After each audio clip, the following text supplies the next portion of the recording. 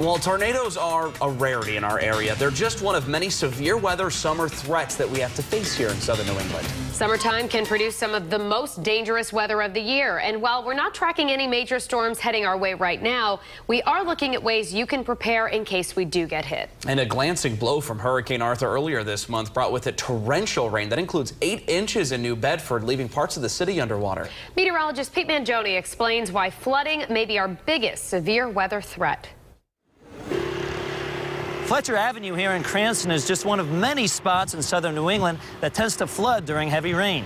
We are now in the season where these areas need to be watched especially carefully. Lightning, destructive winds, hail.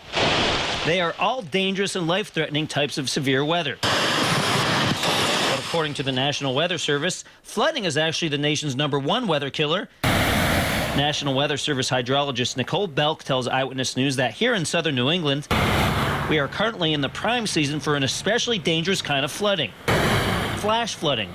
The most common time of year to see flash flooding, and it's typically from thunderstorms or tropical rains, is during the May to September timeframe.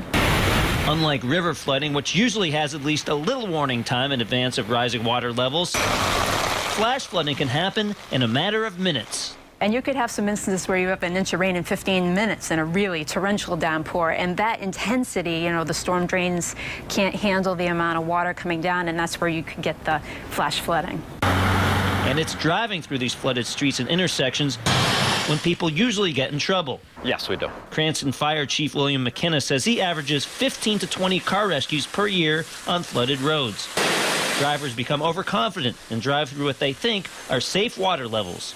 A quick reference may be a curb on the side of the street. If the water's above the curb, it'd be something to be aware of. In fact, he says 6 to 12 inches of rushing water is sometimes all it takes to move or damage your vehicle. So what do you do if you're approaching a water-covered road? If the water is higher than the curb or you are unsure about the water level, turn around and go a different way. If the car behind you is honking, hold your ground. Chief McKenna says that if you end up stranded in a floating car, do not abandon your vehicle.